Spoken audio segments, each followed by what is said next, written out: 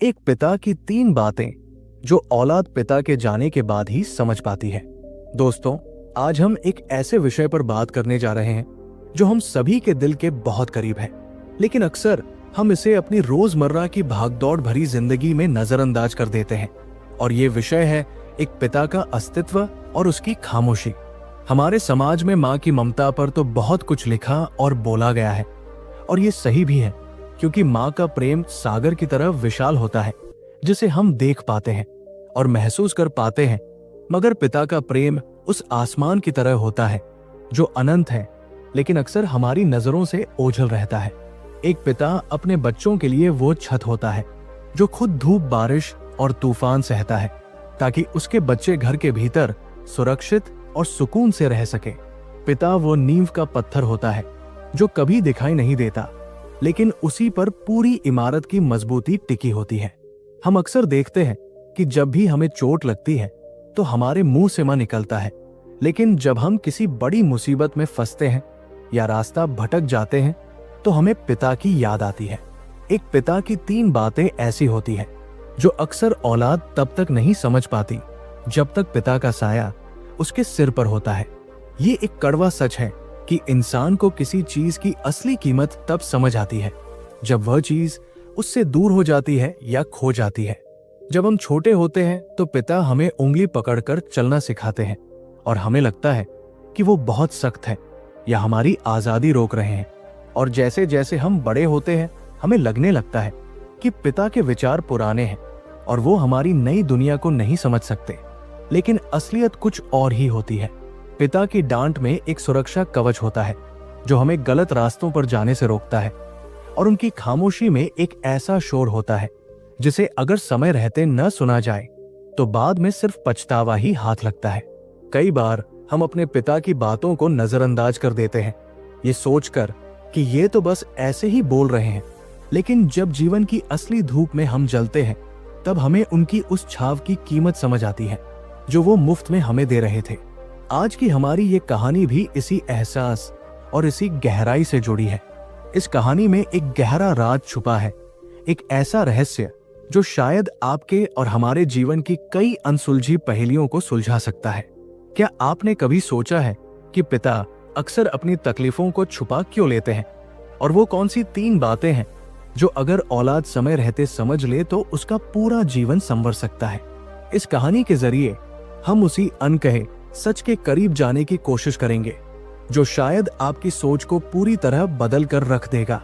जीवन के इस सफर में हम अक्सर उन लोगों को सबसे ज्यादा दुख पहुंचाते हैं जो हमसे सबसे ज्यादा प्यार करते हैं, क्योंकि हमें उनकी मौजूदगी की आदत हो जाती है और हमें लगता है कि वे हमेशा हमारे पास ही रहेंगे। लेकिन समय का पहिया अपनी गति से चलता रहता है और वक्त किसी के लिए नहीं रुकता। इस कहानी का उद्देश्य आपको डराना या दुखी करना नहीं है, बल्कि आपको उस सच्चाई से रूबरू कराना है जो शायद आपकी आंखों के सामने होकर भी ओझल है। क्या हो अगर आपको पता चले कि आपके पिता ने पूरी जिंदगी एक ऐसा बोझ अपने सीने पर ढोया है जिसके बारे में आपको कभी भनक तक नहीं लगी। और क्या हो अगर आपको पता चले कि उनकी हर रोकटोक के पीछे एक ऐसा गहरा कारण था जो आपकी भलाई के लिए बहुत जरूरी था। ये कहानी इन सभी सवालों के जवाब तो देगी ही, साथ ही आपको एक ऐसे भावनात्मक सफर पर ले जाएगी जहां आप खुद को इस कहानी के पात्रों में ढालकर देख पाएंगे। तो चलिए बिना देर किए हम इस कहानी की दुनिया में कदम रखते हैं और जानते हैं उन 3 बातों का रहस्य जो एक पिता के जाने के बाद ही क्यों समझ आती है। कहानी की शुरुआत होती है एक बड़े शहर के शोर शराबे और चकाचौंध के बीच, जहां गगनचुंबी इमारतें आसमान को छूने की होड़ में लगी थी। मुंबई जैसी महानगरी की तेज रफ्तार जिंदगी में हर कोई भाग रहा था और किसी के पास रुकने या सांस लेने की भी फुर्सत नहीं थी। इसी शहर के एक पॉश इलाके में एक आलीशान अपार्टमेंट था जिसमें 36वीं मंजिल पर रहने वाला हमारा मुख्य पात्र आर्यन रहता था। आर्यन एक मल्टीनेशनल कंपनी में वाइस प्रेसिडेंट था और उसकी उम्र करीब 32 साल थी। देखने में वो काफी स्मार्ट और सुलझा हुआ लगता था और उसने अपनी मेहनत से बहुत कम उम्र में वो सब कुछ हासिल कर लिया था जिसका सपना लोग पूरी जिंदगी देखते रह जाते हैं। उसके पास महंगी गाड़ी थी और एक सुंदर घर था और समाज में उसका अच्छा खास नाम था। लेकिन इन सब के बावजूद उसकी जिंदगी में एक अजीब सी शून्यता थी, एक ऐसा खालीपन जिसे वो अक्सर काम के बोझ तले दबाने की कोशिश करता रहता था। आर्यन का दिन सुबह 6 बजे शुरू होता था और रात के 12 बजे तक वो सिर्फ अपने लैपटॉप और मीटिंग्स में ही उलझा रहता था। उसके लिए सफलता का मतलब सिर्फ बैंक बैलेंस और पदोन्नति थी। आर्यन के साथ इस घर में उसके पिता दीनानाथ जी भी रहते थे, जो कुछ महीने पहले ही अपने गांव से शहर आए थे, क्योंकि आर्यन की मां का देहांत हो चुका था और आर्यन नहीं चाहता था कि उसके पिता गांव में अकेले रहें। दीनानाथ जी एक सेवानिवृत्त शिक्षक थे और उन्होंने अपनी पूरी जिंदगी गांव के सरकारी स्कूल में बच्चों को पढ़ाने में गुजार दी थी। उनका जीवन बहुत ही सादा और अनुशासित था। सुबह 4 बजे उठना और पूजा पाठ करना और फिर अखबार पढ़ना उनकी दिनचर्या का हिस्सा था। वो पुराने ख्यालात के इंसान थे जो रिश्तों और संस्कारों को पैसों से ज्यादा अहमियत देते थे। गांव की खुली हवा और नीम के पेड़ की छांव से निकलकर जब वो बेटे के इस बंद कमरे वाले फ्लैट में आए तो उन्हें ऐसा लगा जैसे वो किसी पिंजरे में कैद हो गए हों। यहाँ न तो उनसे बात करने वाला कोई पड़ोसी था और न ही सुबह की ताजी हवा। चारों तरफ सिर्फ कंक्रीट की दीवारें और एसी की मशीनी हवा थी। फिर भी दीनानाथ जी खुश थे कि कम से कम वो अपने बेटे के पास है और अपने बुढ़ापे का सहारा अपनी आंखों के सामने देख रहे हैं। लेकिन शायद वो ये नहीं जानते थे कि शहर की हवा और कामयाबी का नशा रिश्तों की गर्माहट को किस तरह ठंडा कर देता है। एक दिन सुबह का वक्त था और घर में वही रोज की तरह तनाव भरा माहौल था। आर्यन अपने कमरे में तैयार हो रहा था और उसका फोन लगातार बज रहा था। वो ब्लूटूथ कान में लगाए हुए किसी क्लाइंट से जोर जोर से बहस कर रहा था। दूसरी तरफ दीनानाथ जी डाइनिंग टेबल पर बैठे नाश्ते का इंतजार कर रहे थे। उन्होंने आज बड़े प्यार से आर्यन के लिए आलू के पराठे बनाने की कोशिश की थी। हालांकि उन्हें कुकिंग बहुत अच्छे से नहीं आती थी, लेकिन पत्नी के जाने के बाद उन्होंने ये सब थोड़ा बहुत सीख लिया था। उन्हें लगा था कि आर्यन को घर का बना खाना पसंद आएगा, क्योंकि अक्सर वो बाहर का जंक फूड या ब्रेड ऑमलेट ही खाता था। दीनानाथ जी की आंखों में एक चमक थी और वो बार बार घड़ी देख रहे थे कि कब आर्यन कमरे से बाहर आए और वो साथ में बैठकर नाश्ता करें। उन्होंने मेज पर 2 प्लेटें लगाई थी और दही की कटोरी भी रखी थी। तभी आर्यन अपने कमरे से बाहर निकला। उसने एक हाथ में अपना लैपटॉप बैग पकड़ा हुआ था और दूसरे हाथ से अपनी टाई ठीक कर रहा था। उसके चेहरे पर तनाव साफ दिख रहा था। दीनानाथ जी ने उसे देखते ही मुस्कुराते हुए कहा कि बेटा आ गए, मैंने आज तुम्हारे लिए आलू के पराठे बनाए हैं, आओ बैठकर खा लो फिर चले जाना। आर्यन ने एक नजर पराठों पर डाली और फिर अपनी कलाई घड़ी देखते हुए झुंझलाकर बोला कि पापा आपको कितनी बार कहा है कि सुबह मेरे पास इतना टाइम नहीं होता कि मैं बैठकर आराम से नाश्ता करूं। मुझे 9 बजे ऑफिस पहुंचना है और आज एक बहुत जरूरी मीटिंग है। दीनानाथ जी का चेहरा थोड़ा उतर गया, लेकिन उन्होंने फिर भी प्यार से कहा कि बेटा बस 2 मिनट लगेंगे, एक पराठा खा लो, खाली पेट जाना अच्छा नहीं होता और सेहत भी तो जरूरी है। आर्यन ने अपना बैग सोफे पर पटका और जूते पहनते हुए बोला कि पापा आप ये गांव वाली बातें यहाँ मत किया करो। यहाँ शहर में लोग सेहत से ज्यादा समय की कीमत समझते हैं और वैसे भी मुझे ये तेल वाला खाना सुबह सुबह हजम नहीं होता। मैं ऑफिस की कैंटीन में कुछ हल्का खा लूंगा। आप अपना नाश्ता कर लीजिए और मेरा इंतजार मत किया कीजिए। ये कहकर आर्यन ने पानी का एक घूंट पिया और दरवाजे की तरफ बढ़ गया। दीनानाथ जी वहीं मेज पर बैठे रह गए। उनके सामने भाप छोड़ते गर्म पराठे अब ठंडे हो रहे थे। उन्हें वह दिन याद आ गया जब आर्यन छोटा था और स्कूल जाते वक्त वह तब तक घर से नहीं निकलता था जब तक पिता के हाथ से एक निवाला न खा ले। वक्त कैसे बदल जाता है और इंसान की प्राथमिकताएं कैसे बदल जाती हैं, ये देखकर दीनानाथ जी का दिल भर आया, लेकिन उन्होंने अपनी भावनाओं को अपने चेहरे पर नहीं आने दिया। वो जानते थे कि उनका बेटा काम के बोझ से दबा हुआ है और शायद इसलिए ऐसा व्यवहार कर रहा है। उन्होंने खुद को तसल्ली दी और चुपचाप अपनी प्लेट उठाकर रसोई में रख दी। ये सिर्फ आज की बात नहीं थी, बल्कि पिछले कई महीनों से यही सिलसिला चल रहा था। दीनानाथ जी जब भी आर्यन से बात करने की कोशिश करते, आर्यन या तो फोन पर होता या फिर थकान का बहाना बनाकर सोने चला जाता। पिता और पुत्र एक ही छत के नीचे रहते हुए भी अजनबियों की तरह जी रहे थे। उनके बीच संवाद की जगह सन्नाटे ने ले ली थी और ये सन्नाटा दिन ब दिन गहराता जा रहा था। आर्यन के लिए उसके पिता की बातें दकियानुसी और बेकार लगती थी। जब भी दीनानाथ जी उसे बचत करने या रिश्तों को निभाने की सलाह देते, आर्यन उसे ये कहकर टाल देता कि पापा जमाना बदल गया है और आपको आज की इकोनॉमी और लाइफस्टाइल की समझ नहीं है। आर्यन को लगता था कि उसने इतनी पढ़ाई की है और दुनिया देखी है, इसलिए वो अपने पिता से ज्यादा समझदार है। वो ये भूल गया था कि अनुभव की किताब डिग्रियों से कहीं ज्यादा कीमती होती है। दीनानाथ जी अक्सर बालकनी में खड़े होकर नीचे सड़क पर भागती गाड़ियों को देखते रहते और सोचते कि क्या यही वो कामयाबी है जिसके लिए उन्होंने अपने बेटे को खुद से दूर भेजा था। उन्होंने आर्यन की पढ़ाई के लिए अपनी जमा पूंजी लगा दी थी और अपनी कई इच्छाओं का गला घोंटा था ताकि आर्यन को किसी चीज की कमी न हो। लेकिन आज जब आर्यन के पास सब कुछ था तो उसके पास अपने पिता के लिए दो मीठे बोल बोलने का भी वक्त नहीं था। ये विडंबना हर उस घर की कहानी है जहां आधुनिकता ने संस्कारों पर कब्जा कर लिया है। एक शाम की बात है जब आर्यन ऑफिस से जल्दी घर आ गया था।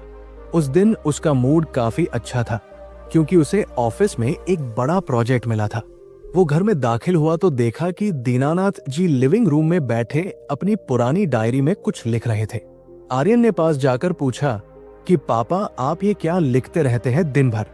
दीनानाथ जी ने डायरी बंद करते हुए मुस्कुराकर कहा कि कुछ नहीं बेटा, बस अपने पुराने हिसाब किताब और कुछ यादें लिख रहा हूं ताकि भूल न जाऊं।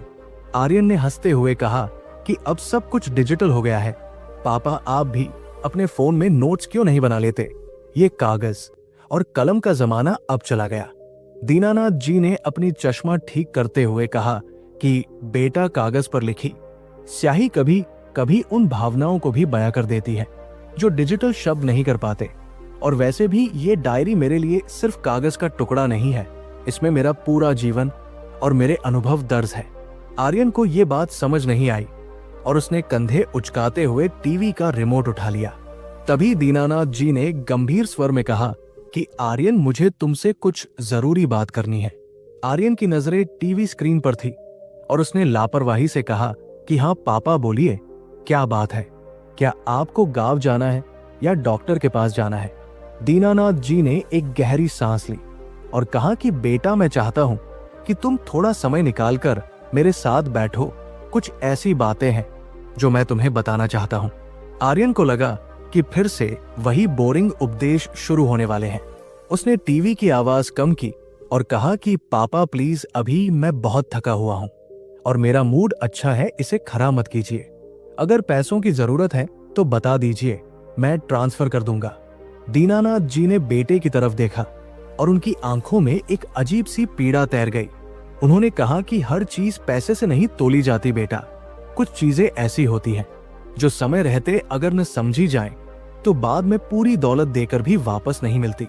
मैं तुम्हें जीवन के 3 ऐसे सूत्र देना चाहता हूं जो मेरे पिता ने मुझे दिए थे और आज मैं तुम्हें देना चाहता हूं। आर्यन थोड़ा चिढ़ गया और बोला कि पापा, आप फिर शुरू हो गए। आपकी वो पुरानी फिलॉसफी आज के कॉर्पोरेट वर्ल्ड में काम नहीं आती। यहाँ सरवाइव करने के लिए इमोशन नहीं, प्रैक्टिकल होना पड़ता है। आप अपनी ये बातें अपने पास ही रखिए, मुझे इनकी जरूरत नहीं है। मैं अपनी लाइफ खुद हैंडल कर सकता हूँ। दीनानाथ जी कुछ पल चुप रहे। उन्हें लगा जैसे उनके शब्दों का बेटे पर कोई असर नहीं हो रहा है। वो जानते थे कि जवानी का जोश इंसान को अंधा कर देता है और उसे अपने आगे किसी की सलाह नहीं दिखाई देती।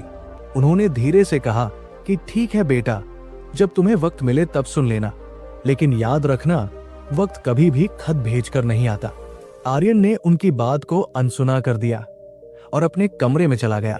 दीनानाथ जी ने उस रात खाना नहीं खाया और बस अपनी डायरी को सीने से लगाकर लेटे रहे।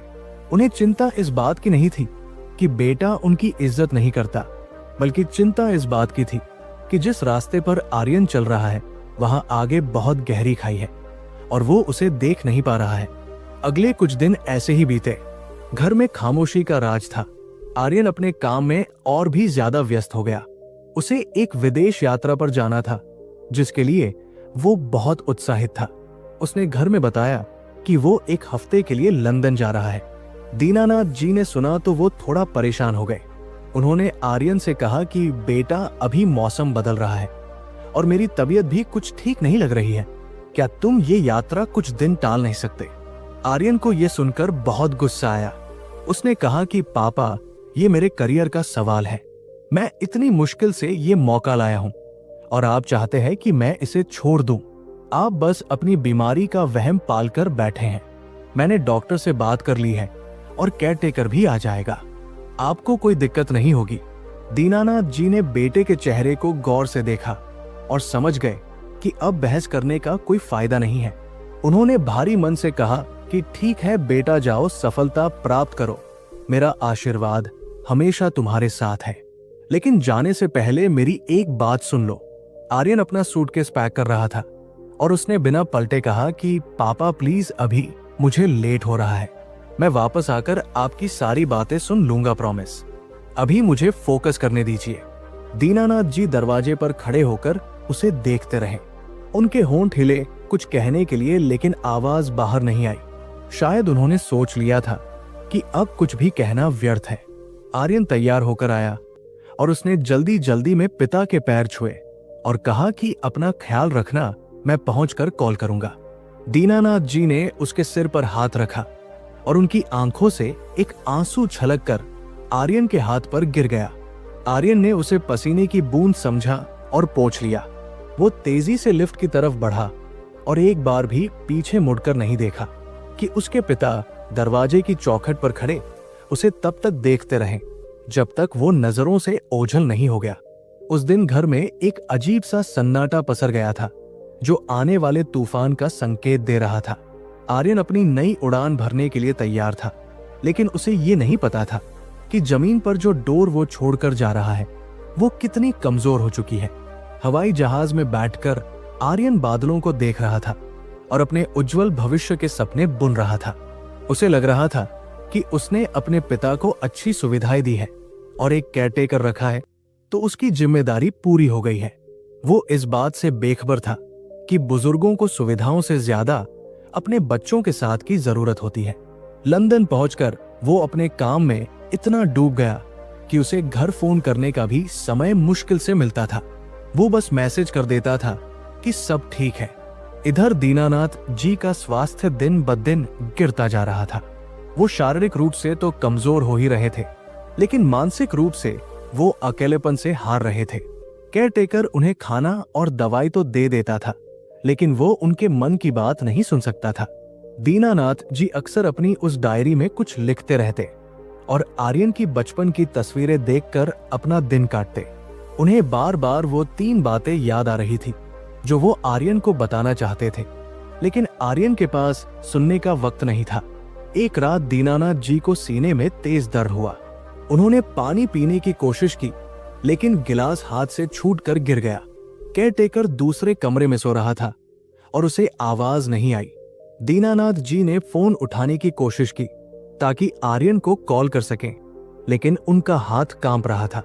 उनकी आंखों के सामने अंधेरा छाने लगा और उन्हें महसूस हुआ कि शायद अब वक्त आ गया है। उनके मन में एक ही कसक रह गई कि काश वो अपने बेटे को वो आखिरी सीख दे पाते जो उसके जीवन को खुशियों से भर देती। उन्होंने अपनी पूरी ताकत बटोरकर उस डायरी को अपने तकिए के नीचे सरका दिया और अपनी आंखें मूंद ली।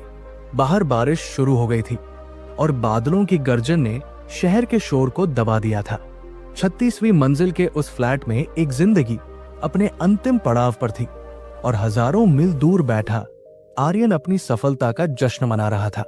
ये नियति का कैसा खेल था कि जो पिता पूरी जिंदगी बेटे की एक आवाज पर दौड़ा चला आता था, आज वो अपनी आखिरी सांसों में उसे पुकार भी नहीं सका। सुबह जब केयरटेकर ने कमरे का दरवाजा खोला तो उसने देखा कि दीनानाथ जी शांत लेटे हुए हैं। उनके चेहरे पर एक अजीब सी शांति थी, जैसे वो किसी लंबी यात्रा के बाद विश्राम कर रहे हों। डॉक्टर को बुलाया गया, लेकिन तब तक बहुत देर हो चुकी थी। आर्यन को खबर दी गई। फोन पर यह सुनते ही उसके पैरों तले जमीन खिसक गई। जिस मीटिंग के लिए उसने अपने पिता को छोड़ा था, वो सब उसे अब बेमानी लगने लगा। उसे वह पल याद आया जब पिता ने उसे रोकने की कोशिश की थी। पश्चाताप की आग उसे अंदर ही अंदर जलाने लगी। उसने पहली फ्लाइट पकड़ी और भारत के लिए रवाना हुआ। पूरे रास्ते उसकी आंखों के सामने पिता का चेहरा घूमता रहा। वो सोच रहा था कि काश उसने उस दिन 2 मिनट रुककर उनकी बात सुन ली होती। काश उसने उनके आंसुओं को पसीना समझने की गलती न की होती। घर पहुंचकर जब उसने पिता के पार्थिव शरीर को देखा तो उसका सब्र का बांध टूट गया। वो लिपट कर रोया, लेकिन अब सुनने वाले कान हमेशा के लिए शांत हो चुके थे। अंतिम संस्कार की विधियां पूरी होने के बाद जब सारे रिश्तेदार चले गए तो आर्यन बिल्कुल अकेला रह गया। वो घर जो कभी पिता की खांसी और कदमों की आहट से भरा रहता था, अब उसे काटने को दौड़ रहा था। वो पिता के कमरे में गया जहां हर चीज वैसी ही रखी थी, उनकी दवाइयां, उनका चश्मा और उनकी गीता। आर्यन बिस्तर पर बैठ गया और उसकी नजर तकिए के नीचे दबी उस पुरानी डायरी पर पड़ी। ये वही डायरी थी जिसमें दीनानाथ जी अक्सर लिखा करते थे। आर्यन ने कांपते हाथों से डायरी उठाई। उसे लगा जैसे वह अपने पिता के दिल को छू रहा हो। डायरी खोलते ही पहले पन्ने पर लिखा था, मेरे प्यारे बेटे आर्यन के लिए। आर्यन का दिल जोर जोर से धड़कने लगा। उसे महसूस हुआ कि शायद इस डायरी में वो सब कुछ है जो उसके पिता उसे कहना चाहते थे, लेकिन कह नहीं पाए। उसने एक गहरी सांस ली और डायरी का पन्ना पलटा। डायरी के पन्ने पुराने हो चुके थे और उनमें से एक अजीब सी भीनी खुशबू आ रही थी जो अक्सर पुरानी किताबों और यादों से आती है। आर्यन के हाथ कांप रहे थे और कमरे में एसी की ठंडक के बावजूद उसके माथे पर पसीने की बूंदें चमक रही थी। बाहर रात गहरा चुकी थी और शहर की रोशनी खिड़की से छनकर फर्श पर गिर रही थी, लेकिन आर्यन के लिए इस वक्त पूरी दुनिया उस छोटी सी डायरी में सिमट गई थी। उसने एक लंबी सांस ली और पढ़ना शुरू किया। दीनानाथ जी की लिखावट थोड़ी हिलती हुई थी। शायद उम्र के तकाजे या बीमारी की वजह से उनके हाथ कांपते होंगे लिखते वक्त। ये सोचकर ही आर्यन का गला भर आया कि जिस पिता ने उसे बचपन में सुलेख लिखना सिखाया था, बुढ़ापे में उनका हाथ कितना कमजोर हो गया था और उसे पता भी नहीं चला। डायरी की शुरुआत में कोई तारीख नहीं लिखी थी, बस एक शीर्षक था कि मेरे बेटे के लिए कुछ अनकही बातें। आर्यन ने पढ़ना जारी रखा। दीनानाथ जी ने लिखा था कि आर्यन, अगर तुम ये पढ़ रहे हो तो इसका मतलब है कि मैं अब तुम्हारे बीच नहीं हूं। मैं जानता हूं कि तुम्हारे पास वक्त की बहुत कमी है और शायद मेरी बातें सुनने का धैर्य भी तुम खो चुके थे। इसलिए मैंने सोचा कि जाने से पहले अपने दिल का बोझ इस कागज पर उतार दूं। हो सकता है कि मेरे जाने के बाद जब तुम अकेले होगे तो शायद इन पन्नों को पलटने का वक्त तुम्हें मिल जाए। बेटा, एक पिता अपनी औलाद से कभी कुछ मांगता नहीं है, वो तो बस यही चाहता है कि उसकी संतान खुश रहे और तरक्की करे। लेकिन इस तरक्की की दौर में तुम कुछ ऐसा पीछे छोड़ आए हो जो तुम्हारी नींव थी। मैं तुम्हें 3 ऐसी बातें बताना चाहता हूं जो मैंने अपने जीवन के अनुभवों से सीखी है और जो शायद तुम्हें आज समझ ना आए, लेकिन एक दिन जब तुम खुद पिता बनोगे या जीवन की असली कसौटी पर परख जाओगे, तब तुम्हें इनकी कीमत समझ आएगी। आर्यन की आंखों से आंसू टपक कर डायरी के पन्नों पर गिर रहे थे, जिससे स्याही थोड़ी फैलने लगी थी। उसने खुद को संभाला और आगे पढ़ा। दीनानाथ जी ने लिखा था कि पहली बात जो तुम्हें हमेशा याद रखनी चाहिए वो ये है कि दुनिया में हैसियत का शोर बहुत होता है, लेकिन सुकून की आवाज बहुत धीमी होती है। तुम आज जिस मुकाम पर हो वहां तुम्हें लगता है कि पैसा और पावर ही सब कुछ है। तुम्हें याद है जब तुम 10 साल के थे और तुमने जिद की थी कि तुम्हें उस वक्त की सबसे महंगी रिमोट वाली कार चाहिए। उस वक्त मेरी तनख्वाह बहुत कम थी और घर का खर्च चलाना भी मुश्किल होता था। तुमने खाना पीना छोड़ दिया था और मुझसे बात करनी बंद कर दी थी। तुम्हें लगा था कि तुम्हारा पिता कंजूस है और तुम्हारी खुशियों की परवाह नहीं करता। आर्यन को वो घटना याद आ गई। उसे याद आया कि कैसे उसने पिता पर चिल्लाया था और कहा था कि आप कभी मेरी कोई विश पूरी नहीं करते। डायरी में आगे लिखा था कि उस रात मैं सो नहीं पाया था बेटा। मुझे तुम्हारी वो नाराजगी अंदर ही अंदर खाई जा रही थी। अगले दिन मैंने अपनी पुरानी घड़ी बेच दी थी जो मुझे मेरे पिताजी ने दी थी, और ऑफिस से कुछ एडवांस पैसे लेकर शाम को वो कार तुम्हारे लिए ले आया था।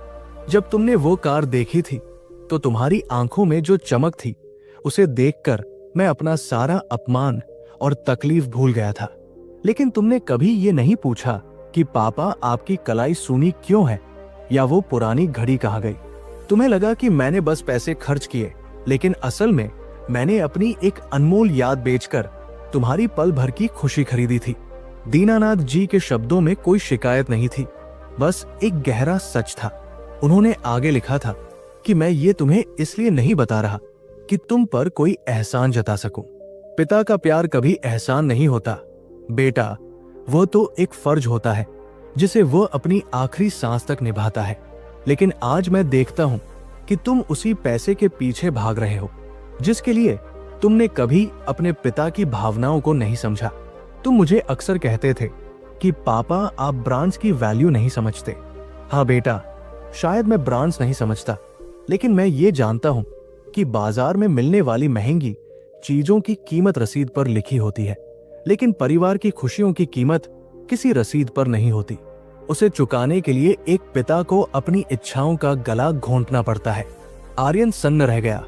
उसे याद आया कि कैसे वो अक्सर अपने दोस्तों के सामने अपने पिता के सादे कपड़ों और पुराने चश्मे का मजाक उड़ाता था। उसे शर्म आती थी कि उसके पिता इतने साधारण क्यों हैं। आज उसे महसूस हो रहा था कि वो साधारण दिखने वाला इंसान असल में कितना असाधारण था। उसने आगे पढ़ा। दीनानाथ जी ने लिखा था कि बेटा, जब तुम बड़े हो रहे थे तो मुझे कई बार सख्त बनना पड़ा। मुझे याद है जब तुमने 12वीं के बाद दोस्तों के साथ गोवा जाने की जिद की थी और मैंने मना कर दिया था। तुम बहुत गुस्सा हुए थे और कई दिनों तक घर में तनाव रहा था। तुम्हें लगा था कि मैं तुम्हारी आजादी छीन रहा हूं, लेकिन सच तो ये था कि उस वक्त मेरे पास तुम्हारी कॉलेज की फीस भरने के लिए भी पूरे पैसे नहीं थे। अगर मैं तुम्हें ट्रिप पर भेज देता तो शायद तुम्हारा साल खराब हो जाता। मैंने तुम्हारी नफरत बर्दाश्त कर ली ताकि तुम्हारा भविष्य सुरक्षित रह सके। एक पिता को कई बार विलेन बनना पड़ता है ताकि उसकी औलाद की जिंदगी की कहानी हीरो जैसी बन सके। आर्यन का गला रुंध गया था। वो कमरे में उठकर टहलने लगा। उसे घुटन महसूस हो रही थी। उसे लग रहा था कि इन दीवारों पर लगी महंगी पेंटिंग्स और शोपीस उसे घूर रहे हैं और पूछ रहे हैं कि तुमने क्या खोया है जानते हो। उसने पानी का एक घूंट पिया और फिर से डायरी उठाई। दीनानाथ जी ने एक किस्सा और लिखा था जो आर्यन के जहन से पूरी तरह उतर चुका था। उन्होंने लिखा था कि याद है जब तुम पहली बार नौकरी के इंटरव्यू के लिए जा रहे थे और बहुत नर्वस थे। तुमने मुझसे कहा था कि पापा मुझे डर लग रहा है। मैंने तब तुमसे कहा था कि बेटा डरना मत, मैं यही बैठा हूं तुम्हारे लिए प्रार्थना कर रहा हूं। उस दिन तुम इंटरव्यू देकर आए और बहुत खुश थे कि तुम्हें जॉब मिल गई। तुमने दोस्तों के साथ पार्टी की और देर रात घर आए। मैं तब तक जाग रहा था, तुम्हारा इंतजार कर रहा था ये जानने के लिए कि सब कैसा रहा। लेकिन तुमने आते ही बस इतना कहा कि पापा मुझे नींद आ रही है, कल बात करेंगे। मैं उस रात भी चुपचाप सो गया था। मुझे दुख नहीं हुआ था, बस एक खालीपन महसूस हुआ था कि मेरी दुआओं का असर तो हो गया, लेकिन दुआ करने वाले की जरूरत खत्म हो गई। डायरी का हर शब्द आर्यन के दिल पर हथौड़े की तरह लग रहा था। ये सिर्फ शब्द नहीं थे, ये उस खामोश चीख का दस्तावेज था जिसे आर्यन ने अपनी व्यस्तता के शोर में कभी सुना ही नहीं था। दीनानाथ जी ने लिखा था कि आर्यन जीवन में 3 तरह के लोग मिलते हैं। एक वो जो तुम्हें तब याद करते हैं जब तुम उनके काम आ सको, दूसरे वो जो तुम्हें तब याद करते हैं जब तुम मुसीबत में हो, और तीसरे वो जो तुम्हें तब याद करते हैं जब उन्हें तुम्हारी परवाह होती है बिना किसी मतलब के। एक पिता उस तीसरी श्रेणी में आता है बेटा। जब पूरी दुनिया तुम्हें जज करती है तब एक पिता तुम्हें सिर्फ प्यार करता है, चाहे तुम हारो या जीतो। लेकिन दुख की बात यह है कि औलाद अक्सर पिता को पहली श्रेणी में रखती है। उसे लगता है कि पिता का काम सिर्फ फीस भरना और सुविधाएं देना है। जब वो काम पूरा हो जाता है तो पिता एक पुराने फर्नीचर की तरह हो जाता है, जो घर में जगह तो घेरता है लेकिन उसकी कोई उपयोगिता नहीं रहती। आर्यन को अपने पिछले कुछ महीनों का व्यवहार याद आने लगा। कैसे वो पिता को नजरअंदाज करता था, कैसे वो उनके पास बैठने से कतराता था। उसे लगता था कि उनके पास बातें करने के लिए कोई नया टॉपिक नहीं है, वही पुरानी गांव की बातें, वही रिश्तेदारों के किस्से। लेकिन आज उसे समझ आ रहा था कि उन बातों में एक अपनापन था जो उसे इस पूरी दुनिया में कहीं और नहीं मिल सकता था। पिता की वो बातें बोरिंग नहीं थी, बल्कि वह तो एक जरिया थी अपने बेटे से जुड़े रहने का। आर्यन ने महसूस किया कि उसने सिर्फ एक पिता नहीं खोया है, बल्कि अपना सबसे बड़ा शुभचिंतक खो दिया है। एक ऐसा इंसान जिसके लिए आर्यन की खुशी उसकी अपनी खुशी से भी बढ़कर थी। दीनानाथ जी ने उस पन्ने के अंत में लिखा था कि मेरी पहली सीख यही है बेटा, कि कभी भी अपने जड़ों को मत भूलना। ये शहर, ये चकाचौंध, ये ऊंचे पद सब अस्थाई है। जिस दिन तुम रिटायर्ड हो जाओगे या तुम्हारी कुर्सी छिन जाएगी, उस दिन तुम्हारे पास सिर्फ तुम्हारे अपने बचेंगे। और अगर तुमने उन अपनों को वक्त नहीं दिया तो उस दिन तुम उस आलीशान घर में भी बिल्कुल अकेले रह जाओगे, जैसे मैं पिछले कुछ महीनों से महसूस कर रहा था। मैं नहीं चाहता कि मेरा बेटा वही गलती दोहराए जो उसने अनजाने में मेरे साथ की। अपने बच्चों को पैसा जरूर देना, लेकिन उससे ज्यादा उन्हें अपना वक्त और संस्कार देना, क्योंकि पैसा तो कोई भी कमा सकता है, लेकिन यादें कमाने के लिए दिल चाहिए होता है। आर्यन ने डायरी बंद कर दी। उसकी हिम्मत नहीं हो रही थी कि वो आगे पढ़े। अभी तो सिर्फ पहली बात का जिक्र हुआ था और वो अंदर तक हिल गया था। उसे लग रहा था कि वो एक अपराधी है जिसने अपने सबसे करीबी इंसान का कत्ल कर दिया है अपनी बेरुखी से। बाहर बारिश अब और तेज हो गई थी। खिड़की के शीशे पर पानी की बूंदें ऐसे गिर रही थी जैसे आसमान भी आर्यन के साथ रो रहा हो। वो बालकनी में गया और नीचे शहर को देखने लगा। वही शहर जिसे जीतने के लिए वो आया था, आज उसे बहुत छोटा और बेमाने लग रहा था। उसे नीचे सड़क पर रेंगती गाड़ियां कीड़ों जैसी लग रही थी। उसे महसूस हुआ कि वो इस भीड़ में कितना अकेला है। उसका फोन बजा। किसी दोस्त का मैसेज था कि भाई वीकेंड का क्या प्लान है। आर्यन ने फोन स्विच ऑफ कर दिया और वही बालकनी के फर्श पर बैठ गया। ठंडी हवा उसके चेहरे को छू रही थी, लेकिन उसके अंदर एक आग जल रही थी पश्चाताप की। उस रात आर्यन को नींद नहीं आई। वो बार बार डायरी को छूता, उसे खोलता और फिर बंद कर देता। उसे डर लग रहा था कि आगे के पन्नों में और क्या लिखा होगा। क्या और भी ऐसे किस्से होंगे जहां उसने अपने पिता का दिल दुखाया था? क्या और भी ऐसे राज होंगे जो उसे शर्मिंदा कर देंगे? लेकिन उसे ये भी पता था कि अब यही एक रास्ता है अपने पिता से माफी मांगने का, चाहे वो उसे सुन न सके। उसे उनके शब्दों को पढ़ना होगा, उन्हें समझना होगा और अपने जीवन में उतारना होगा। यही उसका प्रायश्चित होगा। दीनानाथ जी ने अपनी डायरी में सिर्फ शिकायतें नहीं लिखी थी, बल्कि जीवन जीने का एक ऐसा तरीका बताया था जो आर्यन की MBA की किताबों में कहीं नहीं था। ये अनुभव का ज्ञान था जो धूप में बाल सफेद करके हासिल किया गया था। अगली सुबह जब सूरज की पहली किरण कमरे में आई तो आर्यन की आंखें सूजी हुई थी। उसने फैसला किया कि वो आज ऑफिस नहीं जाएगा। उसने अपनी सेक्रेटरी को मेल कर दिया कि वो कुछ दिनों के लिए छुट्टी पर है। उसे अपने पिता के साथ वक्त बिताना था, भले ही वो अब यादों में ही क्यों न हो। उसने फिर से डायरी उठाई और दूसरा पन्ना पलटा। वहां दूसरी सीख लिखी थी।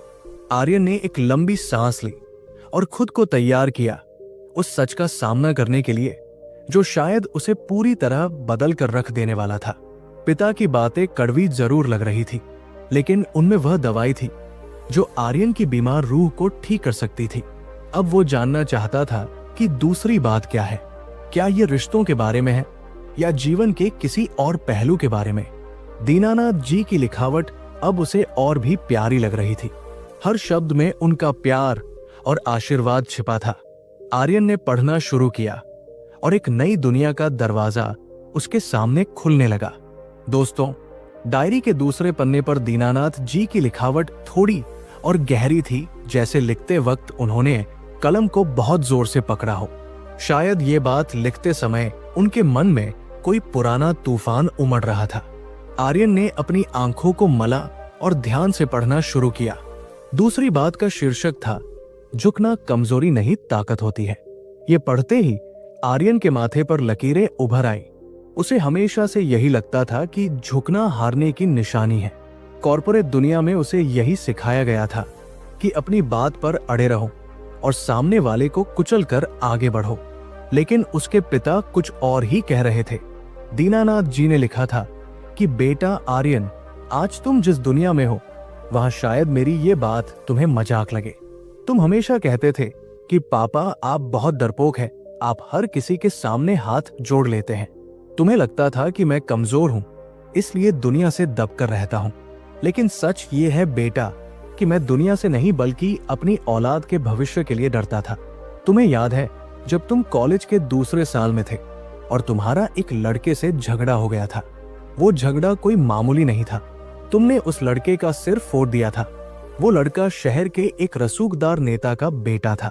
उस दिन तुम घर आए थे और तुमने बड़े गर्व से बताया था कि पापा आज मैंने उसको सबक सिखा दिया। तुम अपनी जीत के नशे में चूर थे। आर्यन की सांसें थम गई। उसे वो घटना अच्छी तरह याद थी। उसे आज भी लगता था कि उस लड़के ने डरकर पुलिस केस वापस ले लिया था क्योंकि आर्यन सही था। लेकिन डायरी के अगले शब्दों ने आर्यन के पैरों तले से जमीन खिसका दी। दीनानाथ जी ने आगे लिखा था कि बेटा तुम्हें लगता है कि वो पुलिस केस अपने आप रफा दफा हो गया था। नहीं बेटा, उस रात जब तुम अपनी जीत की खुशी में चैन की नींद सो रहे थे, मैं उस नेता के घर गया था। वो रात बहुत काली थी और बारिश हो रही थी। उसके घर के बाहर कड़े पहरे थे। मैं घंटों बारिश में भीगता रहा सिर्फ इसलिए कि वह मुझे मिलने का एक मौका दे दे। जब अंत में उसने मुझे बुलाया तो उसने मुझे बहुत जलील किया। उसने कहा कि वह मेरे बेटे की जिंदगी बर्बाद कर देगा, उसे जेल में सड़ा देगा। मैं जानता था कि वह ये कर सकता है। तुम्हारा करियर शुरू होने से पहले ही खत्म हो जाता। तुम पर पुलिस केस का ठप्पा लग जाता तो तुम्हें कोई अच्छी कंपनी नौकरी नहीं देती। आर्यन के हाथ कांपने लगे। उसने कभी सोचा भी नहीं था कि उस रात उसके पिता घर पर नहीं थे। डायरी में आगे लिखा था कि मैंने उस नेता के पैर पकड़े थे आर्यन। मैंने अपनी पगड़ी उतारकर उसके कदमों में रख दी थी और भीख मांगी थी कि मेरे बेटे का भविष्य मत बिगाड़ो, वो नादान है, उसे माफ कर दो। एक पिता जब अपनी औलाद की खातिर गिड़गिड़ाता है तो उसका आत्मसम्मान तार तार हो जाता है। लेकिन मेरे लिए तुम्हारा भविष्य मेरे आत्मसम्मान से कहीं ज्यादा कीमती था। उसने मुझे ठोकर मारी गालियां दी, लेकिन मैं वहां से तब तक नहीं हिला जब तक उसने वादा नहीं किया कि वो केस वापस ले लेगा। मैं जब सुबह घर लौटा तो तुम सो रहे थे। मैंने बाथरूम में जाकर अपने आंसू धोए और चेहरे पर एक झूठी मुस्कान लेकर बाहर आया। जब तुमने पूछा कि क्या हुआ तो मैंने बस इतना कहा कि सब ठीक हो गया है। वो लोग मान गए। तुमने कहा था कि देखा पापा, मेरी हिम्मत से वे डर गए। मैं चुप रहा। मैंने तुम्हारी उस झूठी शान को कायम रखने के लिए अपनी असली हार को छुपा लिया। आर्यन की आंखों से आंसुओं का सैलाब फूट पड़ा। वो जोर जोर से रोने लगा। उसे अपनी उस हिम्मत पर घिन आ रही थी जिसका ढिंढोरा वो सालों से पीट रहा था। उसे आज पता चला कि उसकी वो आजादी उसके पिता की इज्जत की कीमत पर खरीदी गई थी। जिस पिता को वो डरपोक समझता था, असल में वो सबसे बड़ा योद्धा था जिसने बिना हथियार उठाए अपने बेटे को बचा लिया था। वो डायरी को सीने से लगाकर फर्श पर लेट गया। उसे वह पल याद आ रहा था जब उसने पिता को कहा था कि आप तो बस लोगों की जी हजूरी करना जानते हैं। वो शब्द आज उसे तीर की तरह चुभ रहे थे। थोड़ी देर बाद उसने खुद को संभाला और आगे पढ़ा। पिता ने लिखा था कि बेटा, दूसरी सीख यही है कि जिंदगी में कभी कभी जीतना जरूरी नहीं होता, बल्कि रिश्तों को और अपनों को बचाना ज्यादा जरूरी होता है। अहंकार एक ऐसी दीमक है जो इंसान को अंदर से खोखला कर देती है। तुम आज बड़े साहब बन गए हो। तुम्हारे नीचे सैकड़ों लोग काम करते हैं। तुम शायद उन्हें डांटते होगे, उन पर चिल्लाते होगे, क्योंकि तुम्हें लगता है कि तुम उनसे श्रेष्ठ हो। लेकिन याद रखना बेटा, पद और पैसा आज है, कल नहीं होगा। अगर तुम्हारे अंदर विनम्रता नहीं है तो तुम्हारी सफलता उस कांच के महल जैसी है जो एक छोटी सी पत्थर की चोट से चकनाचूर हो सकती है। जो पेड़ आंधी में अकड़कर खड़ा रहता है वो सबसे पहले टूटता है, लेकिन जो घास झुक जाती है वो तूफान गुजरने के बाद फिर से खड़ी हो जाती है। दीनानाथ जी ने एक और किस्सा लिखा था जो घर के भीतर का था। उन्होंने लिखा था कि आर्यन, तुम्हारी शादी के बाद जब तुम्हारी पत्नी से मेरी छोटी मोटी बहस होती थी तो मैं हमेशा चुप हो जाता था या माफी मांग लेता था। तुम कई बार मुझ पर झल्लाते थे कि पापा, आप हमेशा चुप क्यों रहते हैं, आप सही होकर भी गलत क्यों बन जाते हैं।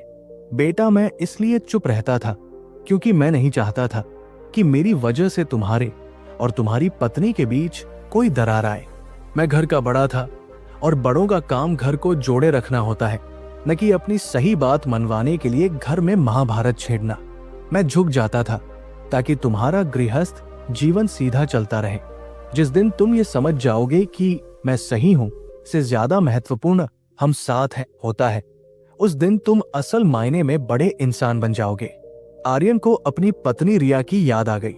रिया और आर्यन का तलाक 2 साल पहले हो चुका था। उनका रिश्ता भी इन्हीं छोटी छोटी बहसों और मैं सही हूं कि जिद की भेंट चढ़ गया था। आर्यन हमेशा अपने काम और अपनी बातों को ऊपर रखता था और रिया अपनी कोई झुकने को तैयार नहीं था। आज आर्यन को महसूस हुआ कि अगर उसने अपने पिता से ये गुण सीखा होता तो शायद आज उसका घर आबाद होता। पिता ने अपनी पूरी जिंदगी झुककर उसे खड़ा किया था और वो खड़ा होते ही अकड़ गया था। ये विरोधाभास उसे अंदर ही अंदर काट रहा था। डायरी के उस पन्ने के अंत में लिखा था कि बेटा, मुझे नहीं पता कि तुम ये कब पढ़ोगे, लेकिन मेरी एक बात हमेशा याद रखना। अगर कभी तुम्हें लगे कि तुम्हारे झुकने से कोई रिश्ता बच सकता है या किसी का भला हो सकता है तो झुकने में शर्म मत करना। सूरज भी ढलता है ताकि चांद को चमकने का मौका मिल सके। इसका मतलब ये नहीं कि सूरज कमजोर है। अपनी अकड़ को अपनी जेब में रखना और अपनी विनम्रता को अपने चेहरे पर। तुम देखोगे कि दुनिया तुम्हें जीतने की बजाय तुम्हें अपनाना चाहेगी। मैं चाहता हूं कि तुम एक सफल इंसान से ज्यादा एक सरल इंसान बनो, क्योंकि लोग सफल इंसान के दिमाग को सलाम करते हैं लेकिन सरल इंसान के दिल में जगह देते हैं। आर्यन ने एक गहरी सांस ली। उसका सिर भारी हो रहा था। उसे लग रहा था जैसे वो एक आईने के सामने खड़ा है जिसमें उसे अपना असली चेहरा दिखाई दे रहा है। एक ऐसा चेहरा जो घमंड और गलत हमियों से भरा हुआ था। वो उठा और अपने ड्रेसिंग टेबल के पास गया। उसने शीशे में खुद को देखा। उसे वो महंगा सूट, वो ब्रांडेड घड़ी और वो स्टाइलिश बाल सब बेमानी लग रहे थे। उसे उस शीशे में अपने पीछे खड़े पिता की परछाई महसूस हुई जो उसे उम्मीद भरी नजरों से देख रहे थे। उसने डायरी को मेज पर रखा और खिड़की से बाहर देखा। दोपहर हो चुकी थी। नीचे सोसाइटी के पार्क में कुछ बुजुर्ग बैठे बातें कर रहे थे। आर्यन को उनमें अपने पिता की झलक दिखाई दी। वो हमेशा सोचता था कि ये बूढ़े लोग फालतू की बातें करते हैं, लेकिन आज उसे समझ आ रहा था कि उनके पास वो तजुर्बा है जो गूगल पर सर्च करने से नहीं मिलता। उसे एक अजीब सी बेचैनी होने लगी। उसे लगा कि उसे अभी इसी वक्त कुछ करना चाहिए। वो अपने अहंकार को तोड़ना चाहता था। उसने अपना फोन उठाया और अपनी पूर्व पत्नी रिया का नंबर डायल करने की सोची। उसकी उंगलियां कांप रही थी। पिछले 2 सालों में उसने रिया से एक बार भी सीधे मुंह बात नहीं की थी। हर बार वकीलों के जरिए ही बात हुई थी। क्या वो उसे फोन करके माफी मांग सकता था? क्या वह झुक सकता था?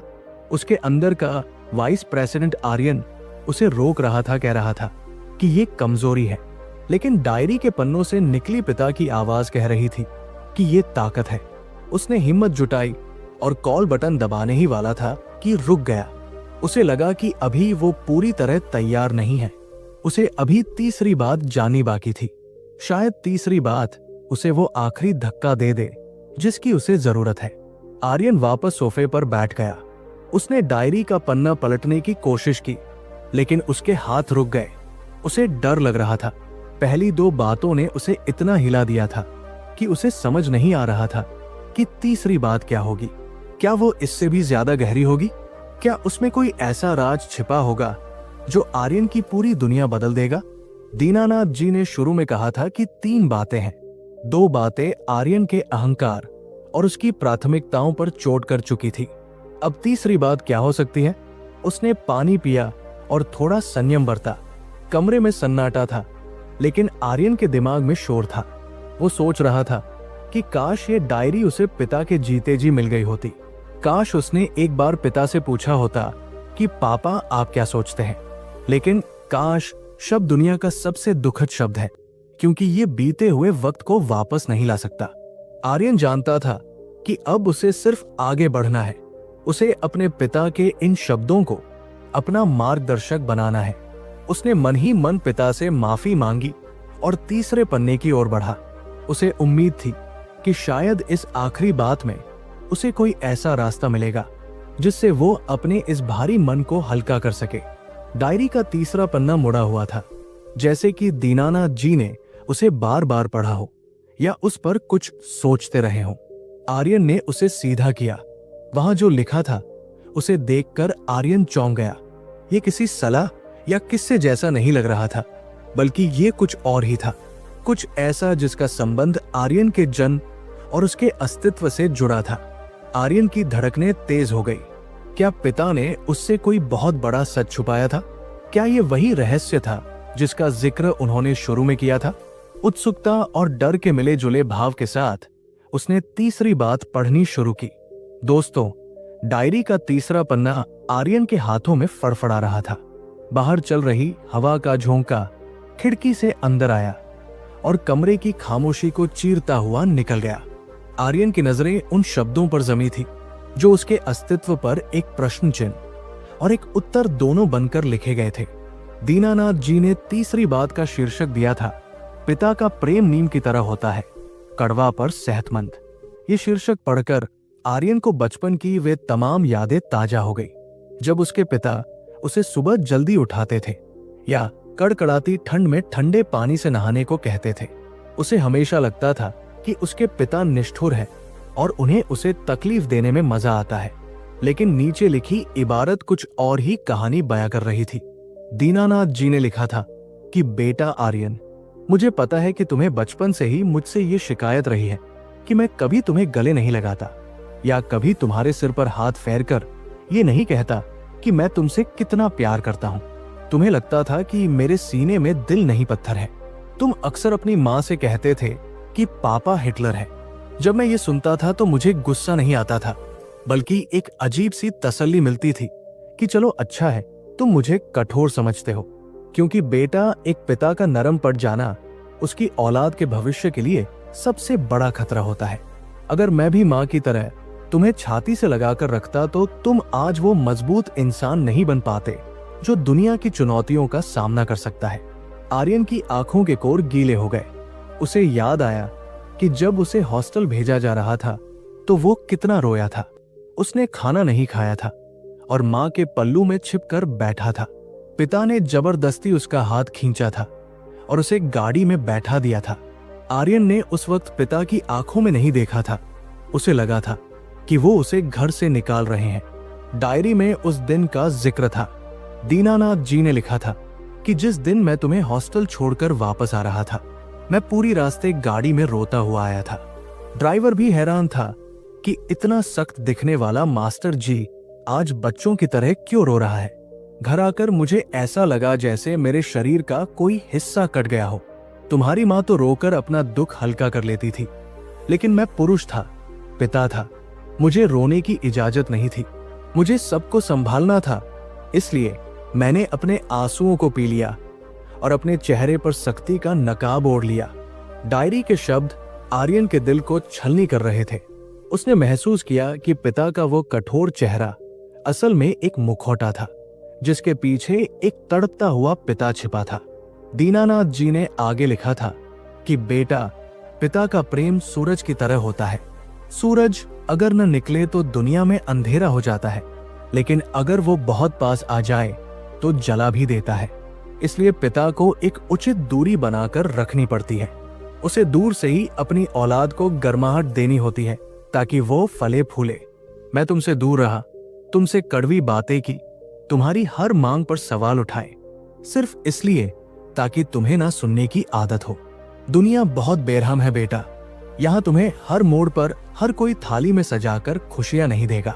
मैं चाहता था कि तुम्हें संघर्ष की आदत पड़े।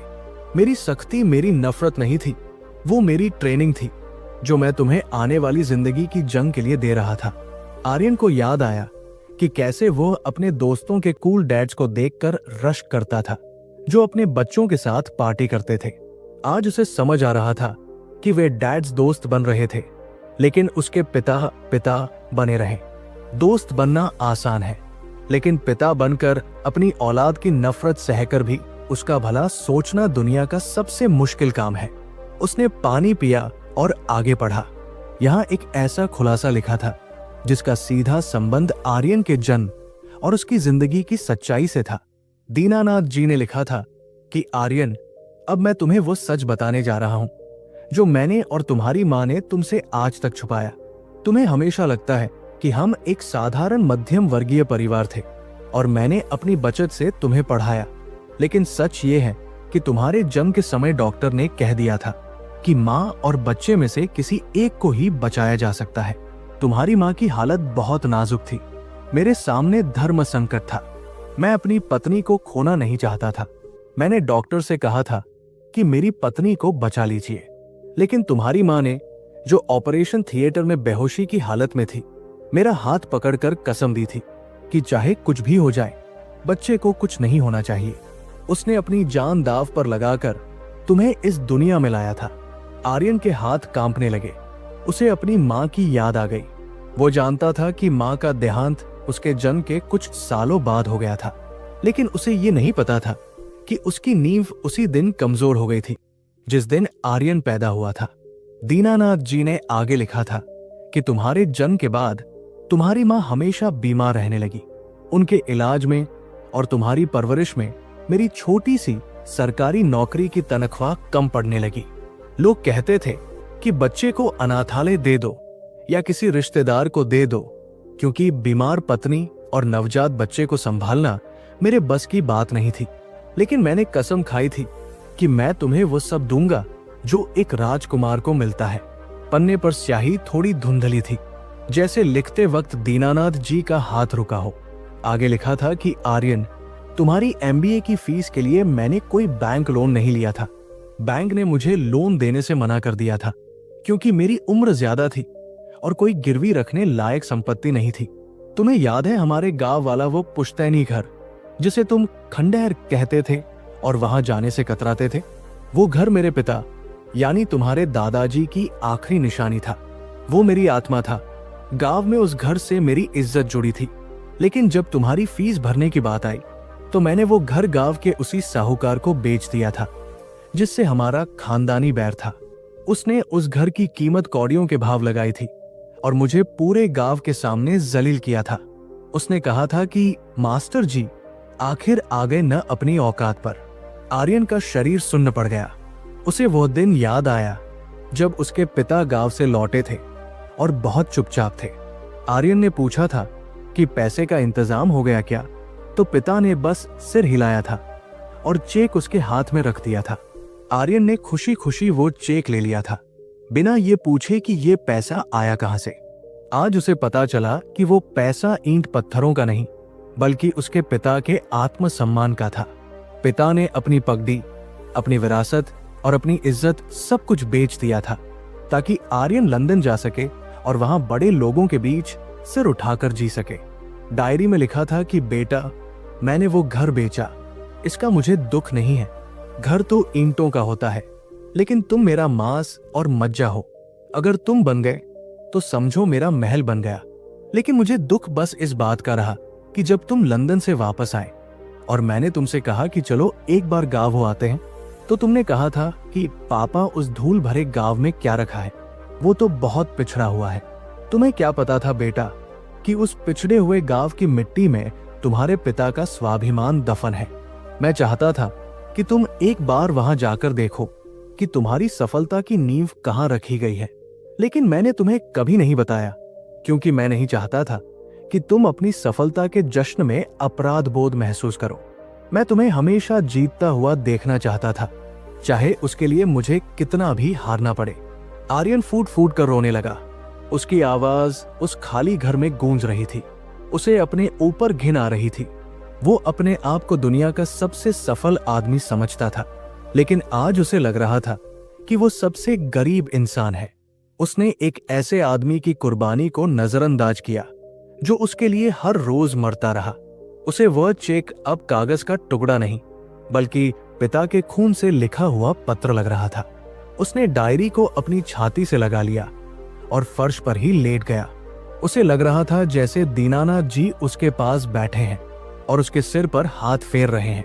उसने खुद को संभाला। अभी डायरी खत्म नहीं हुई थी। तीसरे पन्ने के अंत में एक और बात लिखी थी जो आर्यन को अंदर तक झकझोरने वाली थी। दीनानाथ जी ने लिखा था कि ये तो सिर्फ वो कर्ज है जो मैंने तुम पर किया, लेकिन एक सच और है आर्यन, एक ऐसा सच जो तुम्हारी पूरी पहचान बदल सकता है। मैंने वो सच इस डायरी के आखिरी पन्ने के साथ जुड़े एक लिफाफे में रखा है, लेकिन उसे खोलने से पहले मैं चाहता हूं कि तुम एक काम करो। आर्यन चौंक गया। काम? अब पिता क्या चाहते थे? उसने जल्दी से पन्ना पलटा। वहां लिखा था कि बेटा, मैं जानता हूं कि मेरे जाने के बाद तुम शायद रोगे और पछताओगे, लेकिन आंसुओं से बीता हुआ कल वापस नहीं आता। अगर तुम वाकई मुझे श्रद्धांजलि देना चाहते हो तो तुम्हें एक सफर पर जाना होगा, वो सफर जो अधूरा रह गया था। मैं चाहता हूं कि तुम उस गांव जाओ, उस पुराने घर के पास जाओ जिसे मैंने बेचा था। वहां एक पुराना नीम का पेड़ है जिसके नीचे मैं तुम्हें बचपन में झूला झुलाता था। उस पेड़ की जड़ में मैंने तुम्हारे लिए कुछ गाड़ा था जब तुम 5 साल के थे। वो अमानत आज भी वही है, उसे जाकर लाओ।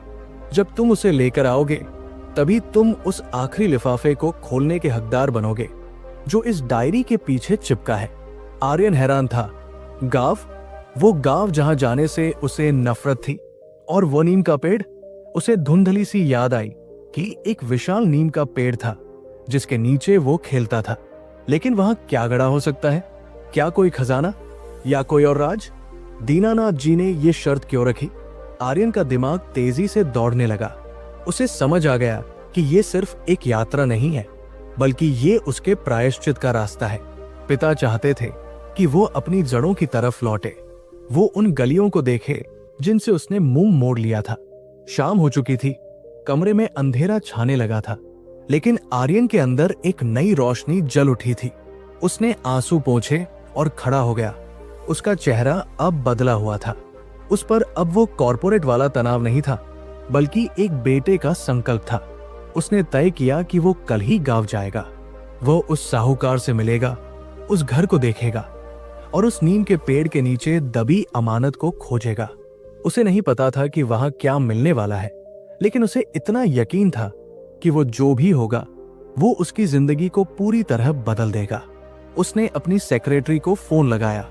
सेक्रेटरी ने डरते हुए फोन उठाया। सर, कोई अर्जेंट काम? आर्यन ने शांत आवाज में कहा कि नहीं, मैं बस ये बताने के लिए फोन कर रहा हूं कि मैं अगले 1 हफ्ते तक उपलब्ध नहीं रहूंगा। और हाँ, मेरी सारी मीटिंग्स कैंसिल कर दो। मुझे एक बहुत जरूरी मीटिंग के लिए जाना है। सेक्रेटरी ने पूछा, क्लाइंट कौन है सर?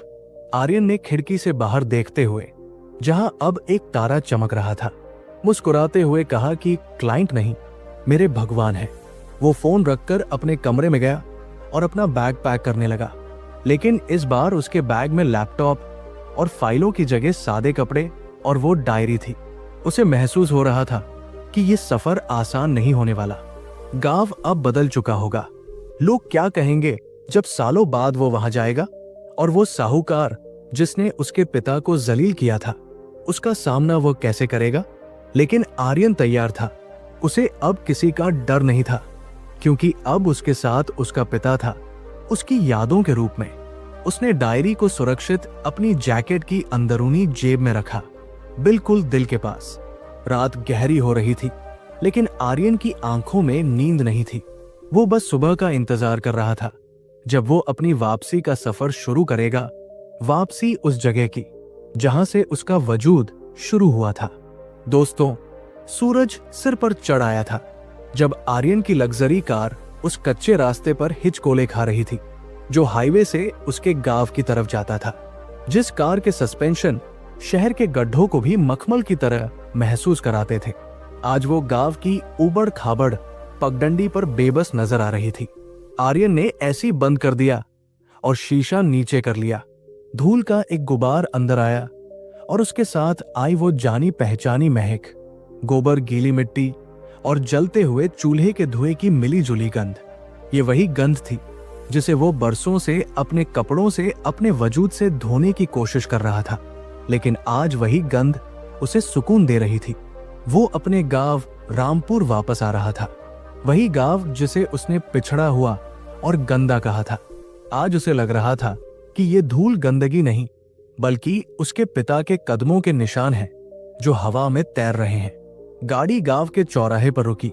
वहां पुराने बरगद के पेड़ के नीचे कुछ बुजुर्ग बैठे ताश खेल रहे थे और हुक्का पी रहे थे। आर्यन की चमचमाती गाड़ी देखकर सब रुक गए। एक अजीब सी खामोशी छा गई। आर्यन गाड़ी से बाहर निकला। उसने आज सूट नहीं पहना था, बल्कि एक सादा कुर्ता और जीन्स पहनी थी। फिर भी उसकी चाल ढाल और चेहरे की चमक बता रही थी कि वो अब इस दुनिया का हिस्सा नहीं रहा। एक बुजुर्ग ने अपनी आंखें सिकोड़कर उसे देखा और पहचानते हुए बोले कि अरे, ये तो अपने मास्टर दीनानाथ जी का लड़का आर्यन है ना। आर्यन ने आगे बढ़कर उनके पैर छुए। बुजुर्ग की आंखों में चमक आ गई। उन्होंने उसे गले लगा लिया। उनकी वो झुर्रियों वाली खाल और पसीने की गंध ने आर्यन को झिझकने पर मजबूर नहीं किया, बल्कि उसे लगा जैसे वो अपने पिता के किसी हिस्से को छू रहा है। बुजुर्ग ने कहा कि बेटा, बहुत देर कर दी आने में। तेरे बाबूजी तुझे बहुत याद करते थे। वो अक्सर यही बैठकर कहते थे कि मेरा आर्यन एक दिन बड़ा साहब बनकर आएगा। देख, आज तू आया है, लेकिन वो देखने के लिए नहीं है। आर्यन का गला भर आया। उसने मुश्किल से अपने आंसू रोके और पूछा कि काका, मुझे अपने पुराने घर जाना है। बुजुर्ग ने हाथ का इशारा करते हुए कहा कि जा बेटा, वो घर तो अब भी वही है, बस उसका मालिक बदल गया है, लेकिन रूह तो आज भी तेरे पिता की ही बसती है वहां। आर्यन ने गाड़ी वही छोड़ी और पैदल ही अपनी गली की तरफ चल पड़ा। उसे लगा कि गाड़ी ले जाना उस मिट्टी का अपमान होगा जिस पर उसके पिता नंगे पैर चला करते थे। गलियों से गुजरते हुए उसे बचपन की यादें घेरने लगी।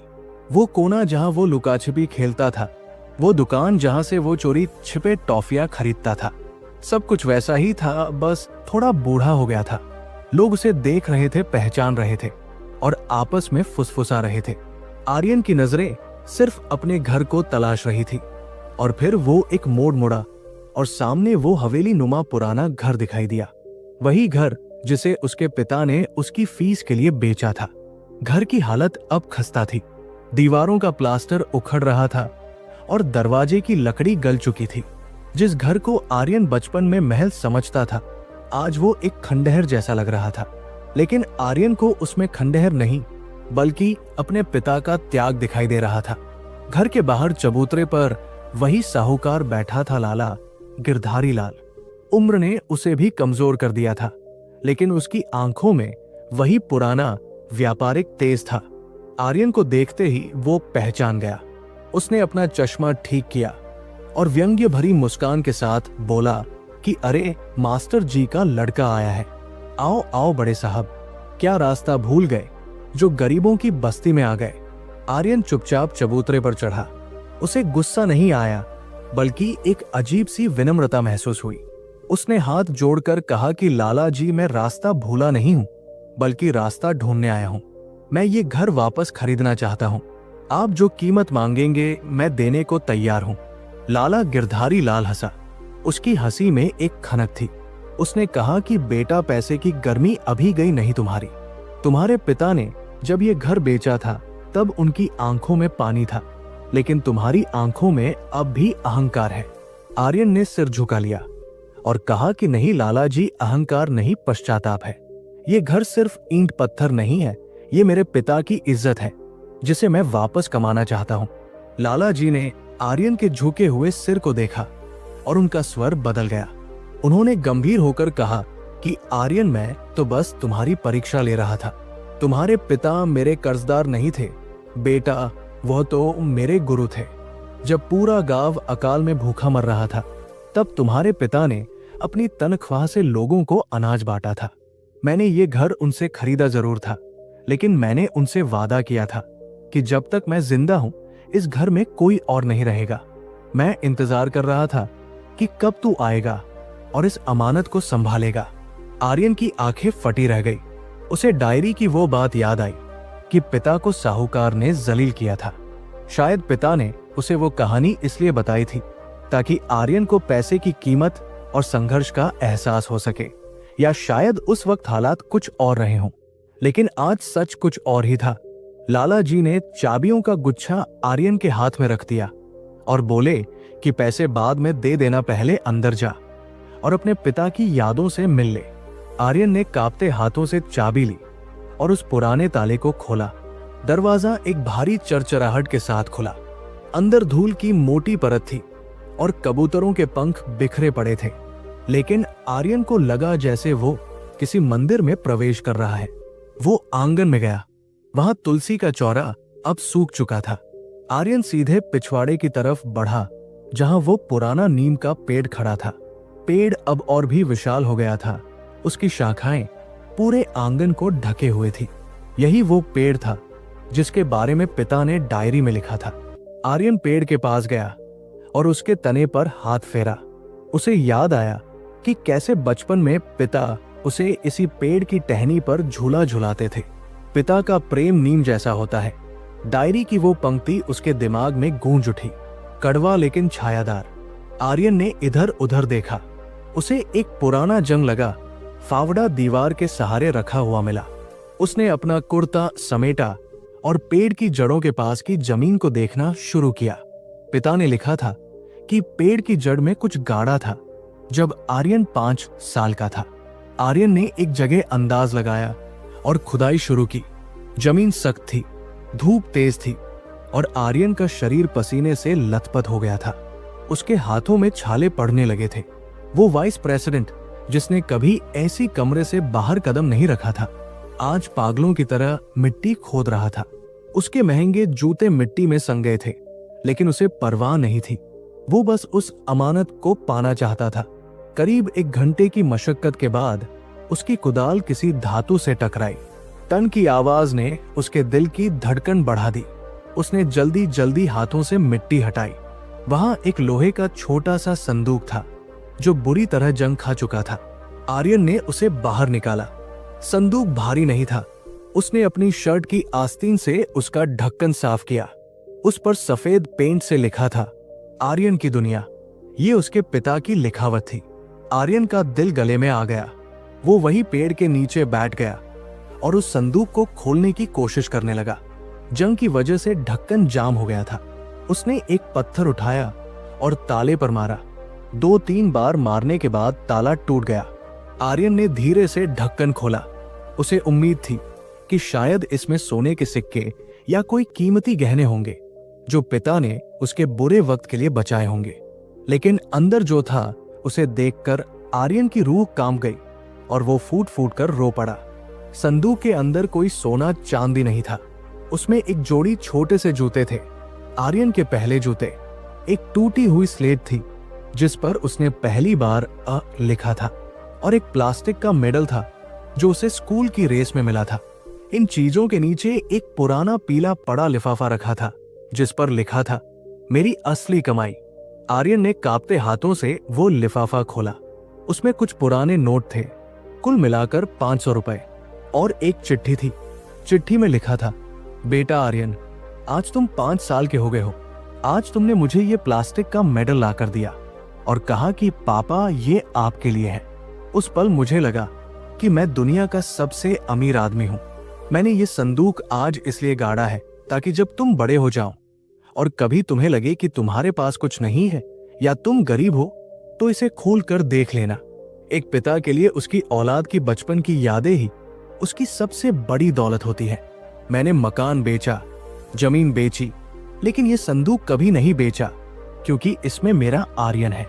अगर तुम ये पढ़ रहे हो तो इसका मतलब है कि तुम मेरे पास वापस आ गए हो। अब तुम उस आखिरी लिफाफे को खोलने के हकदार हो जो डायरी में है, क्योंकि अब तुम समझ चुके होगे कि दौलत बैंक में नहीं, दिल में होती है। आर्यन उस मिट्टी पर बैठा बच्चों की तरह रो रहा था। वो उन छोटे जूतों को अपनी छाती से लगा रहा था। उसे महसूस हुआ कि वो पूरी दुनिया जीतने निकला था, लेकिन वो पहले ही अपने पिता की दुनिया था। उसे अपने पिता की अमीरी का अंदाजा अब हो रहा था। दीनानाथ जी ने कभी खुद को गरीब नहीं समझा, क्योंकि उनके पास ये संदूक था। आर्यन ने अब तक जो भी कमाया था, गाड़ी, बंगला, पद, वो सब इस जंग लगे संदूक के सामने धूल के समान था। नीम के पत्ते ऊपर से झर रहे थे, जैसे पिता उसे ऊपर से आशीर्वाद दे रहे हों। शाम ढल रही थी। सूरज की लालिमा आसमान में फैल गई थी। गांव के कुछ बच्चे दीवार के ऊपर से झांक रहे थे कि ये शहरी बाबू मिट्टी में बैठकर क्यों रो रहा है।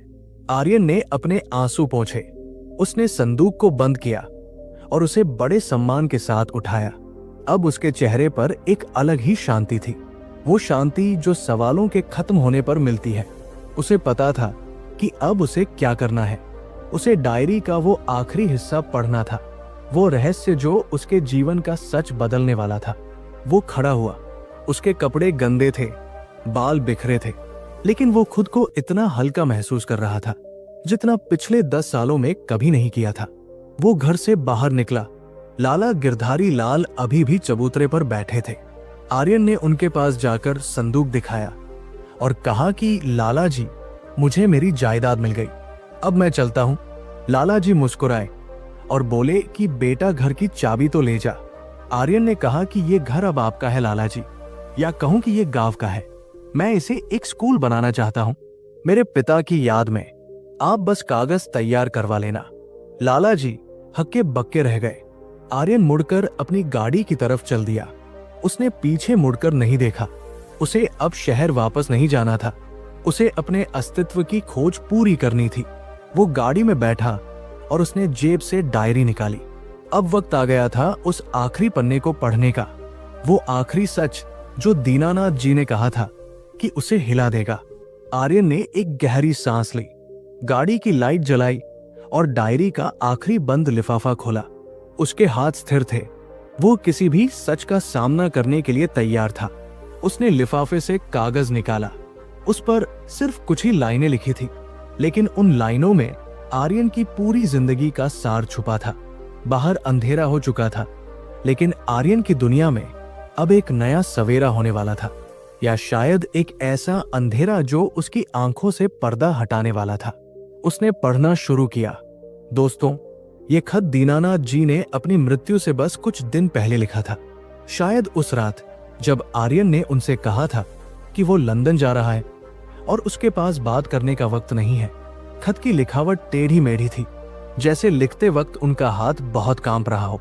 आर्यन ने गाड़ी की छत वाली लाइट जलाई और पढ़ना शुरू किया।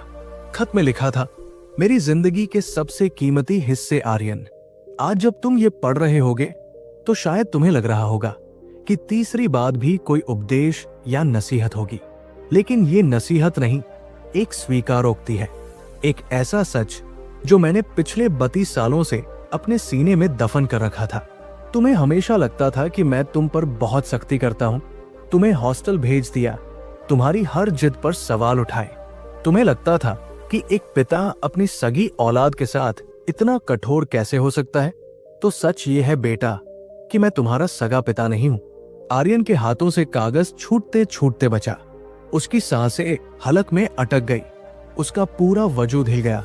क्या वो दीनानाथ जी का बेटा नहीं है तो वो कौन है? सन्नाटे ने उसे घेर लिया। उसने कांपते हाथों से पन्ना दोबारा पकड़ा और आगे पढ़ा। हाँ आर्यन, ये सच है, तुम हमारे खून नहीं हो। 32 साल पहले एक सर्दियों की रात जब मैं स्कूल से लौट रहा था तो मुझे रेलवे स्टेशन के पास कचरे के ढेर के पास से एक बच्चे के रोने की आवाज आई। वहां तुम पड़े थे, ठंड से नीले पड़ चुके थे। शायद किसी मजबूर माँ ने तुम्हें वहां छोड़ दिया था। मैं तुम्हें उठाकर घर ले आया। उस वक्त मेरी और तुम्हारी माँ की शादी को 10 साल हो चुके थे और हमारी कोई संतान नहीं थी। तुम्हारी माँ ने तुम्हें देखते ही सीने से लगा लिया था। हमने उसी रात फैसला किया कि हम तुम्हें अपना नाम देंगे। हमने समाज, रिश्तेदार और यहां तक कि तुमसे भी ये सच छुपाया। हमें डर था कि अगर तुम्हें पता चला कि तुम अनाथ हो तो तुम टूट जाओगे। बेटा, लोग कहते हैं कि खून का रिश्ता सबसे गहरा होता है, लेकिन मैंने तुम्हें खून से नहीं, अपने पसीने से पाला है। जब साहूकार ने मुझे जलील किया था तो मेरे मन में एक पल के लिए भी ये ख्याल नहीं आया कि मैं ये सब किसी और के बच्चे के लिए कर रहा हूं। मेरे लिए तुम मेरी इकलौती दुनिया थे।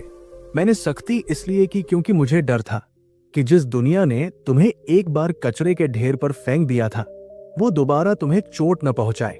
मैं तुम्हें इतना मजबूत बनाना चाहता था कि कोई तुम्हें अनाथ कहने की हिम्मत ना कर सके। आज तुम एक बड़े आदमी हो, सफल हो।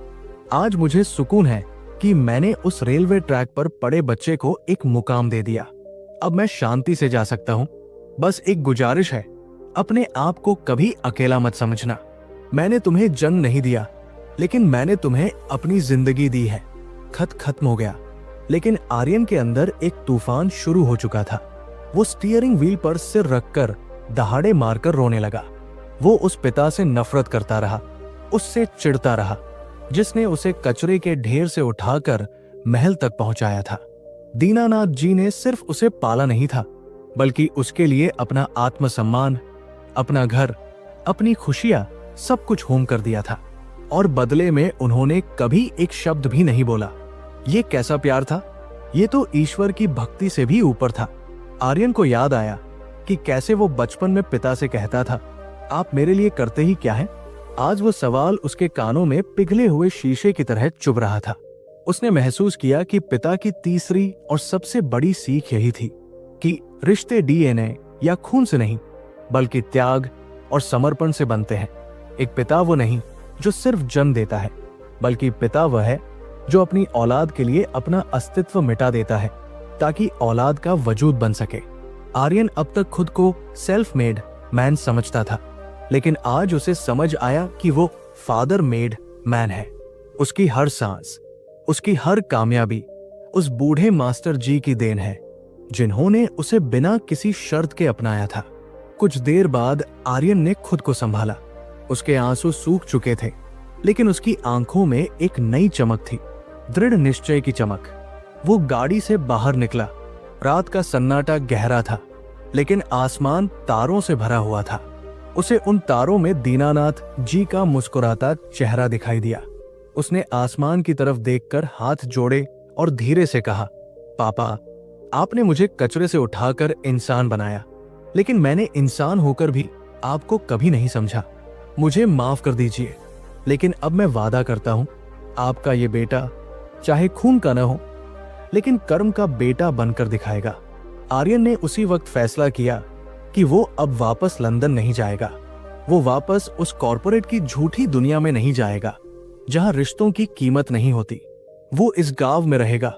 वो उस पुराने घर को, जिसे उसने आज वापस खरीदा था, एक अनाथालय और स्कूल में बदल देगा। वो उन बच्चों का पिता बनेगा जिन्हें दुनिया ने ठुकरा दिया है, ठीक वैसे ही जैसे दीनानाथ जी उसके बने थे। अगली सुबह गांव वालों ने एक अजीब नजारा देखा। वो शहरी बाबू जो कल तक अपनी गाड़ी की धूल झाड़ रहा था, आज कुदाल लेकर अपने पुराने घर की सफाई कर रहा था। आर्यन ने सबसे पहले उस नीम के पेड़ की जड़ों में पानी डाला और उसके तने को गले लगाया। उसे महसूस हुआ जैसे वह अपने पिता के गले लग रहा हो। दोपहर होते होते उसने एक बोर्ड मंगवाया और घर के बाहर टांग दिया। उस पर लिखा था, दीनानाथ विद्याश्रम, एक घर उनके लिए जिनका कोई नहीं। दोपहर को आर्यन ने अपना फोन उठाया और एक नंबर डायल किया। ये नंबर रिया का था, उसकी पूर्व पत्नी का। घंटी बजी। उधर से एक हैरान आवाज आई, हेलो आर्यन। आर्यन की आवाज में आज वो पुरानी अकड़ नहीं थी। उसने बहुत ही विनम्रता से कहा, रिया, मैं जानता हूं कि बहुत देर हो चुकी है और शायद तुम मुझे माफ भी न करो, लेकिन मैं बस तुमसे माफी मांगने के लिए फोन कर रहा हूं। मैं गलत था। मैं हमेशा खुद को सही साबित करने में लगा रहा और हम दोनों को हार गया। अगर हो सके तो मुझे माफ कर देना।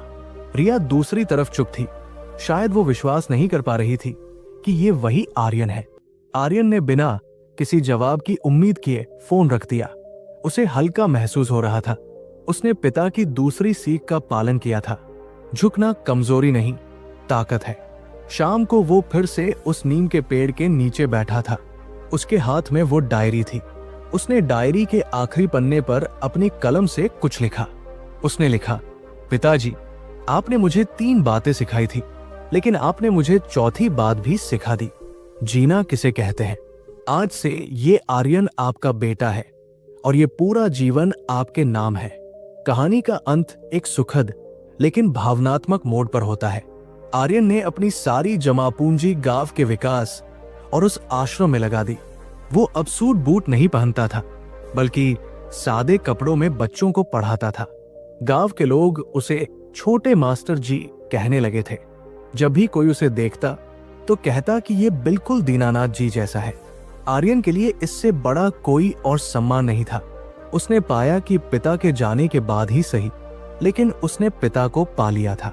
वो 3 बातें, वक्त की कीमत, झुकने की ताकत और निस्वार्थ प्रेम, अब उसकी जिंदगी का आधार बन गई थी। उसे समझ आ गया था कि पिता का साया चले जाने के बाद भी उनकी शिक्षाएं और उनका प्यार हमेशा औलाद के साथ रहता है, एक अदृश्य कवच बनकर। अक्सर हम पिता की खामोशी को उनकी बेरुखी समझ लेते हैं, लेकिन उस खामोशी में एक समंदर छुपा होता है जो सिर्फ हमारे लिए होता है। दोस्तों, ये कहानी सिर्फ आर्यन की नहीं है, ये हम सब की है। हमारे घरों में भी एक दीनानाथ जी है जो शायद पुराने कपड़े पहनते हैं, कम बोलते हैं और हमारी डांट चुपचाप सुन लेते हैं। हम अक्सर सोचते हैं कि वे हमें नहीं समझते, लेकिन सच तो ये है कि वे हमें हमसे ज्यादा जानते हैं। इससे पहले कि वक्त की रेत हाथ से फिसल जाए, इससे पहले कि कोई डायरी या पुराना संदूक ही उनकी याद बनकर रह जाए, आज ही अपने पिता के पास जाइए। शायद उनके पास आपको देने के लिए कोई बड़ी जायदाद ना हो, लेकिन उनके पास जो तजुर्बा और आशीर्वाद है, वो आपको दुनिया का सबसे अमीर इंसान बना सकता है। उन्हें गले लगाइए, उनसे बात कीजिए और बस एक बार कह दीजिए, पापा, आप मेरे लिए बहुत मायने रखते हैं। विश्वास कीजिए, उनके चेहरे पर जो मुस्कान आएगी वो आपकी जिंदगी की सबसे बड़ी कमाई होगी। क्योंकि दोस्तों, पिता नीम के पेड़ जैसा होता है, जिसके पत्ते भले ही कड़वे हों, लेकिन वो छाव हमेशा ठंडी देता है। और जब ये पेड़ चला जाता है तो धूप बहुत तेज लगती है, इतनी तेज कि फिर कोई एसी या पंखा उसे ठंडा नहीं कर सकता। अगर इस कहानी ने आपके दिल के किसी कोने को छुआ है, अगर आपको भी अपने पिता की कोई बात याद आई है, तो इस वीडियो को लाइक जरूर करें। इसे अपने दोस्तों और परिवार के साथ शेयर करें, ताकि कोई और आर्यन अपने पिता को खोने से पहले उन्हें समझ सके। कमेंट में लिखकर जरूर बताएं कि आपको ये कहानी कैसी लगी और आपके पिता की वो कौन सी बात है जो आपको सबसे ज्यादा प्रेरित करती है। मैं हर एक कमेंट पढ़ूंगा। और हाँ, ऐसी ही दिल को छू लेने वाली और जीवन की गहराइयों को समझाने वाली कहानियों के लिए हमारे चैनल बोधि पथ को सब्सक्राइब करना न भूलें और बेल आइकन जरूर दबाएं, ताकि अगली कहानी सीधे आप तक पहुंचे। तब तक के लिए अपने रिश्तों की कद्र करें। धन्यवाद। जय माता पिता की।